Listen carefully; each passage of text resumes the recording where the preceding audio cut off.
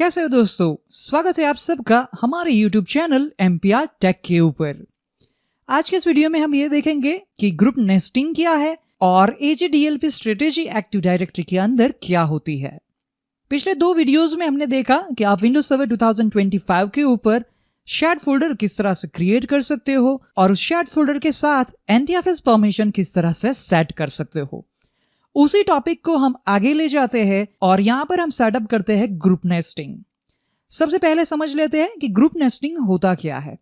जिस तरह से आप एक यूजर को दूसरे ग्रुप में ऐड करके उस ग्रुप का मेंबर बनाते हो, वैसा ही पॉसिबल है कि आप एक ग्रुप को दूसरे ग्रुप के अंदर ऐड करो। इससे बेनिफिट क्या मिलेगा समझ लेते हैं इस इमेज से। मान लेते हैं कि ये जो हमारा यूजर है, फॉर एग्जाम्पल यहां पर मैंने एक यूजर लिया है, ये यूजर मेंबर है इस ग्रुप का, ठीक है।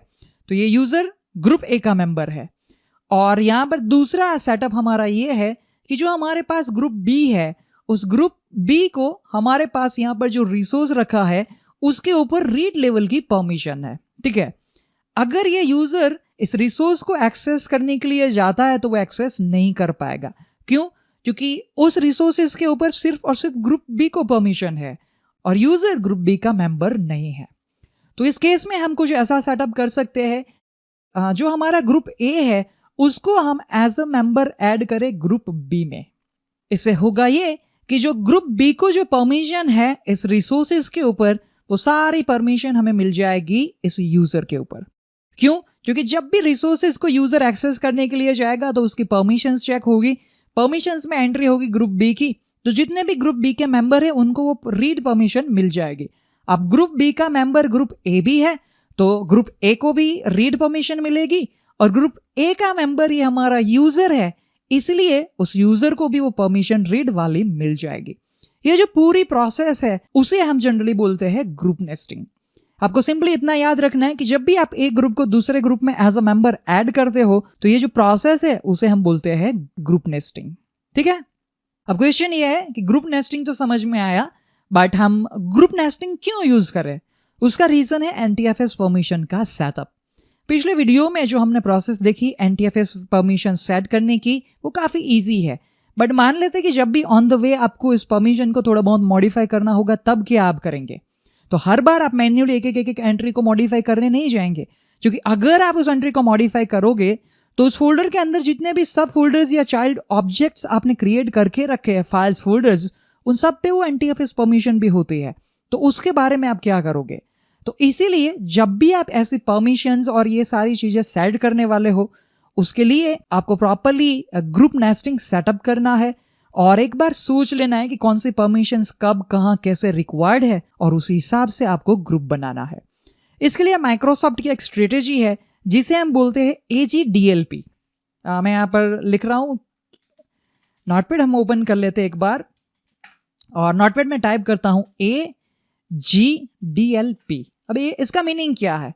तो AJDLP का मीनिंग है, A का यहां पर मीनिंग होता है अकाउंट, जिसमें आ सकता है हमारा यूजर। तो सबसे पहले आपके पास एक यूजर है। G का मतलब यहां पर यह होता है ग्लोबल ग्रुप, ठीक है। G का मतलब यहां पर है ग्लोबल, जो बन जाता है हमारा ग्रुप। अब उसके बाद DL है, DL का मतलब होता है डोमेन लोकल, ये भी हमारा ग्रुप है। जब हमने ग्रुप सीखा था उस टाइम पे मैंने बताया था कि वह एक्टिव डायरेक्टरी के अंदर 3 टाइप्स के ग्रुप स्कोप होता है, डोमेन लोकल, ग्लोबल और यूनिवर्सल। तो ये भी है हमारा एक ग्रुप। और उसके बाद आता है P फॉर परमिशन। तो आपको इस तरह से कुछ सेटअप करना है। सबसे पहले आपको डिफाइन करनी है परमिशन, वो परमिशन आपको असाइन करनी है डोमेन लोकल ग्रुप पे, और जो आपका ग्लोबल ग्रुप है उसको आपको ऐड करना है डोमेन लोकल के अंदर, और जो यूजर है उसको आपको ऐड करना है आपके ग्लोबल ग्रुप के अंदर। तो डायरेक्टली हम यूजर को परमिशन असाइन नहीं करते, और जब भी परमिशन का मॉडिफिकेशन करना हो तो सिर्फ आपको मॉडिफिकेशन इन दोनों रिलेटेड ही करना है, आपको यूजर की परमिशन को टच करने की रिक्वायरमेंट नहीं है। इसलिए ये जो स्ट्रेटेजी है माइक्रोसॉफ्ट रेकमेंड करता है कि हो सके तब तक आप AJDLP वाली सेटिंग ही यूज करो। अगर इसकी जगह पर सिर्फ मान लेते कि सिर्फ आप एक ही ग्रुप यूज कर रहे हो तो फिर वहां पर जो परमिशन मॉडिफिकेशन है वो काफी डिफिकल्ट हो जाएगी। अगर आपको टेम्पररी कुछ परमिशन ऐड करनी है या कुछ परमिशन रिमूव करनी है, इसीलिए जनरली हम रिफर करते हैं ये परमिशन स्ट्रक्चर जो है AGDL पे। तो देख लेते हैं एक बार कि हम AGDL पे किस तरह से परमिशन सेट कर सकते हैं। सबसे पहले मैं एक फोल्डर शेयर करने के लिए जा रहा हूं। चले जाते फाइल एक्सप्लोरर के ऊपर, जहां पर ऑलरेडी हमने कुछ फोल्डर पिछले वीडियोस में शेयर करके रखे थे। यहां पर इस फोल्डर को मैं नाम ही दे देता हूं AGDLP, जिससे हमें पता चले कि ये फोल्डर हमने क्यों बनाया था। इसको हम यहां से शेयर कर रहे हैं। मैं प्रॉपर्टी में जाता हूं। शेयरिंग लेवल पे जैसे आप जानते हो कि हम परमिशन रखने वाले हैं फुल कंट्रोल।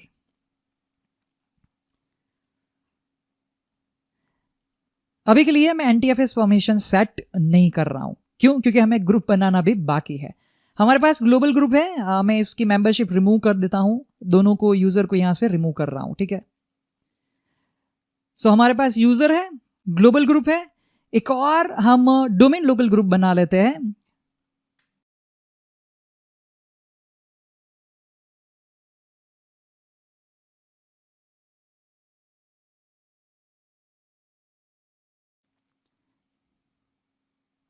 जैसे आप देख रहे हैं कि आप इसको कन्वर्ट नहीं कर सकते हो, ग्लोबल से डोमेन लोकल में नहीं जा सकते हो, बट मैं पहले ले जाता हूं उसको यूनिवर्सल में और फिर ले जाता हूं मैं डोमेन लोकल के अंदर।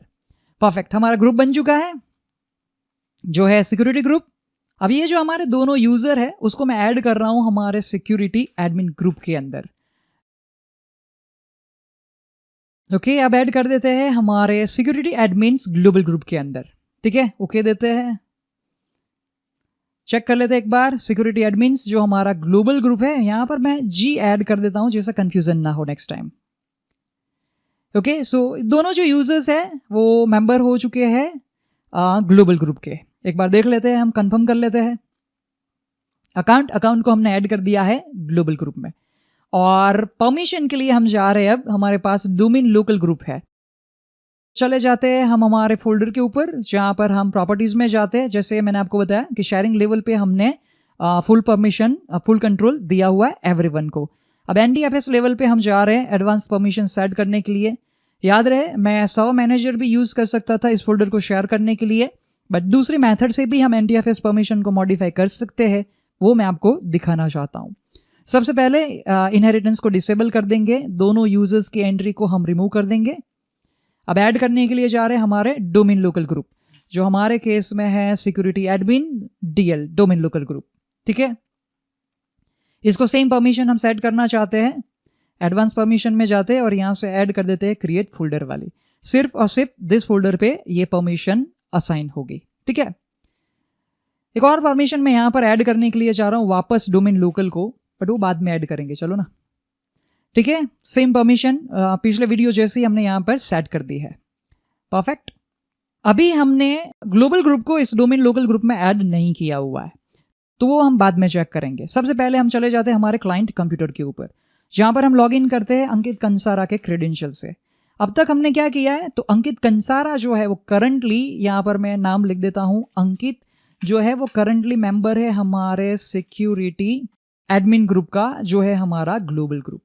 और परमिशन की बात करें तो हमारे AGDLP फोल्डर के ऊपर परमिशन है, तो भाई किसको परमिशन है, तो हमारे डोमेन लोकल ग्रुप को। और currently global group domain local group का मेंबर नहीं है, इसीलिए जो अंकित है वो उस फोल्डर को एक्सेस नहीं कर सकना चाहिए। कंफर्म कर लेते एक बार। AGDLP जैसे देख रहे अंकित एक्सेस नहीं कर पा रहा है। अब हम जा रहे हैं ग्रुप नेस्टिंग के लिए, जहां पर हम ऐड करेंगे हमारे ग्लोबल ग्रुप को एज अ मेंबर किस ग्रुप में, डोमेन लोकल ग्रुप में। तो चले जाते हैं एडमिन के ऊपर, यहां पर राइट क्लिक करता हूं और सिलेक्ट करता हूं ऐड टू ग्रुप। यहां पर हम टाइप करते हैं सिक्योरिटी और हमारा ग्रुप हमें मिल जाएगा security admin domain local. Okay okay, वापस चेक कर लेते हैं विशाल पटेल किसका मेंबर है, तो विशाल पटेल मेंबर है सिक्योरिटी एडमिन ग्रुप का। यहां पर डिस्प्ले नेम भी हम चेंज कर लेते हैं जिससे कंफ्यूजन ना हो। ओके, विशाल पटेल किसका मेंबर है, तो भाई वो मेंबर है ग्लोबल ग्रुप का। और ये जो ग्लोबल ग्रुप है उसमें मेंबर देखिए तो दोनों है, बट मेंबर ऑफ टैब पे जाए तो आपको दिखेगा security admin domain local group. और अगर इस ग्रुप में जाके हम मेंबर्स में देखें तो कौन है मेंबर, सिक्योरिटी एडमिन्स। एक्सेस करते हैं AGDLP। ओके, एक्सेस नहीं हो रहा है तो एक बार हम लॉग ऑफ करते हैं।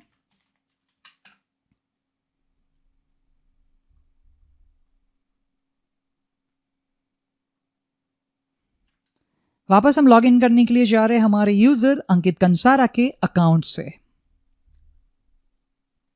एक्सेस करते हैं शेयर फोल्डर, एक्सेस करते हैं AGDLP फोल्डर को और एक्सेस हो रहा है। यहां पर अंकित अपना फोल्डर बना रहा है। लॉग ऑफ करते हैं और साइन इन करते हैं हम विशाल पटेल के अकाउंट से।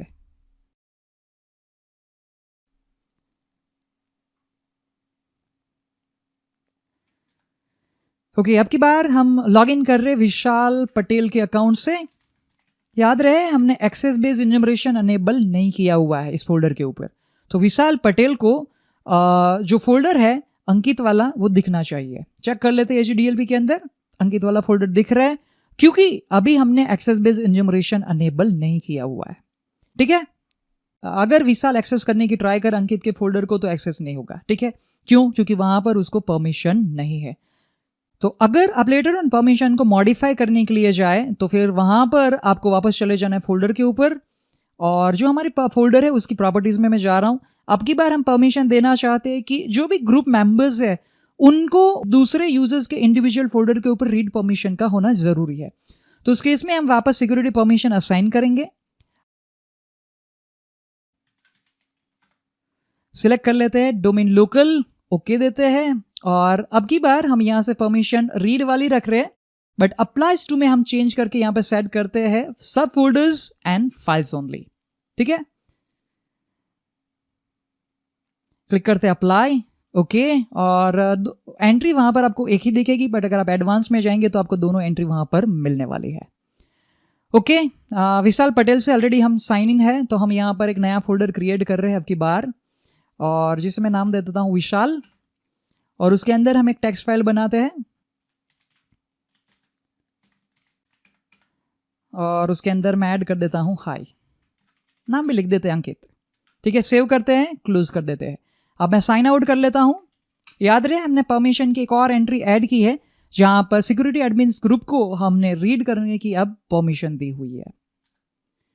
ओके, लॉग इन करते हैं अब की बार अंकित कंसारा से।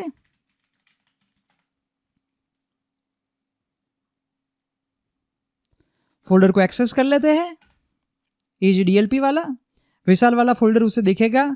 चेक करते कि एक्सेस कर सकता है, डेफिनेटली यस, और इसके अंदर भी वो जा सकता है, बट यहां पर अगर कुछ चेंजेस करने की ट्राई करे तो सेव करने की ट्राई करते हैं, बट वो सेव नहीं करने देगा। क्यों? क्योंकि रीजन सिंपल है, आपको इस टेक्स्ट फाइल को रीड करने की परमिशन है, ना कि मॉडिफाई करने की।